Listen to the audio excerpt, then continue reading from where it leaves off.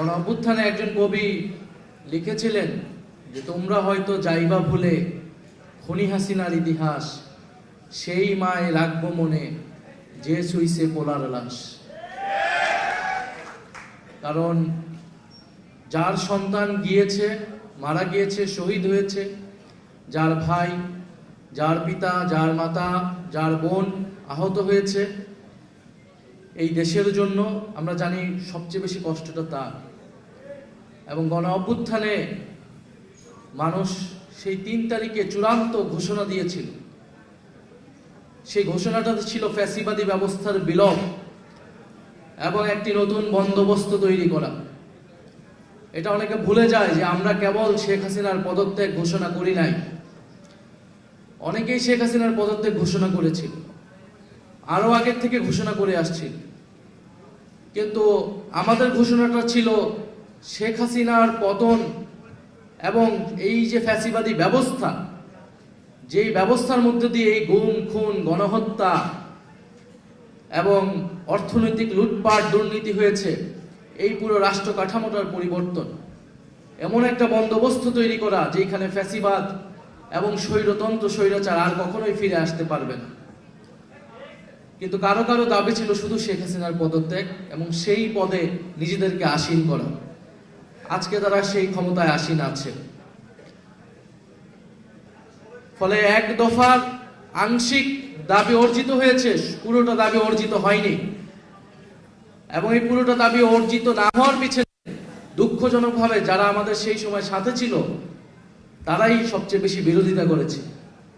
যারা আজকে জুলাই সনদ বাস্তবায়ন করছে না, যারা আজকে গণভোটের গণরায় বাস্তবায়ন করছে না, তারা শহীদ মিনারের সেই এক দফার ঘোষণা সেই দিন সেটাকে আংশিকভাবে সমর্থন করেছিল, কিন্তু তারা পরবর্তীতে সেটার সাথে বিদ্রোহ করেছে।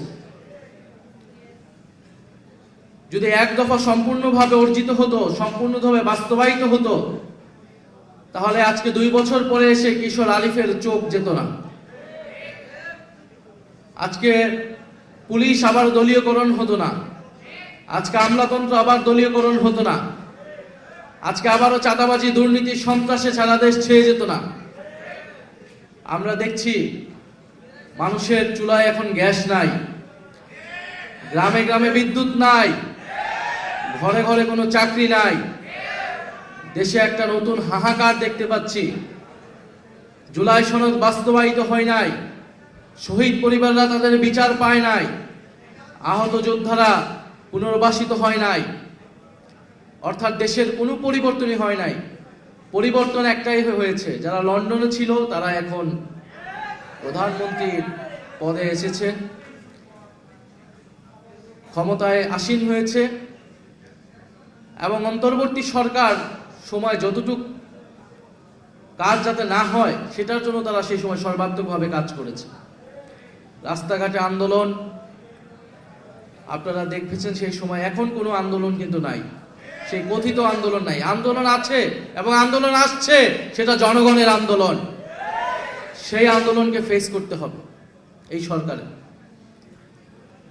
আজকে দেখেন 2 বছর পরে আমাদের একজন ভাইয়ের চোখ চলে গেল। শেখ হাসিনার এই জুলাই গণ অভ্যুত্থানে প্রায় 500-এরও বেশি আমাদের ভাই বোনেরা চোখ হারিয়েছে। শেখ হাসিনার এই পথ ধরে তারেক রহমান একজন কিশোরের চোখ কেড়ে নিলেন।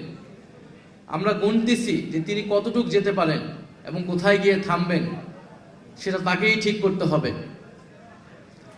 আজকে 2 বছর পরে আমাদের সহযোদ্ধাদের নামে আইফোন চুরির মামলা দেওয়া হচ্ছে। এটা হচ্ছে গণ অভ্যুত্থানের অর্জন, এটাই হচ্ছে তারেক রহমানের জুলাই গণ অভ্যুত্থান। 2 বছর পরে যারা হামলাকারী তারা জামিনে পাচ্ছে এবং যারা ভিকটিম তাদের বিরুদ্ধে মামলা দেওয়া হচ্ছে।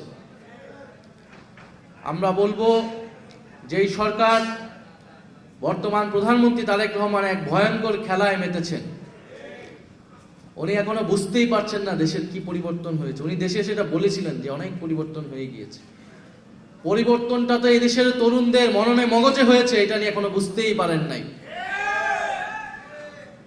উনি একজন নাসিরউদ্দিন পাটোয়ারির মুখের ভাষা নিয়ে বিএনপির লোকেরা এখন কথা বলছে, অথচ গত 16 বছর সংসদে দাঁড়ায় কথা বলতে পারে নাই, এরকম অপমান অশ্রাব্য গালিগালাজ তাদেরকে করেছিল। সেই সময় নির্যাতিত হয়েছিল, নিপীড়িত হয়েছিল, কোথাও মাথা উঁচু করে কথা বলতে পারে নাই। যেই রাষ্ট্রপতি তাদের দলীয় প্রধান, তাদের প্রতিষ্ঠাতা সবাইকে নিয়ে কটূক্তি করেছে, তাদের সেই রাষ্ট্রপতিকে বর্তমান সরকার সম্মানজনকভাবে বিদায় দিয়েছে। ফলে যদি একজন নাসিরউদ্দিন পাটোয়ারি বা একজন ওসমান হাদি কথাকে আপনাদের কাছে ভদ্রতার মাপকাঠিতে না ঠিক মনে না হয়, তাহলে আপনারা এখনো বুঝতেই পারছেন না যে বাংলাদেশের প্রতিটা ঘরে ঘরে এরকম সাহসী নাসিরউদ্দিন পাটোয়ারি এবং ওসমান হাদিরা তৈরি হয়ে গিয়েছে।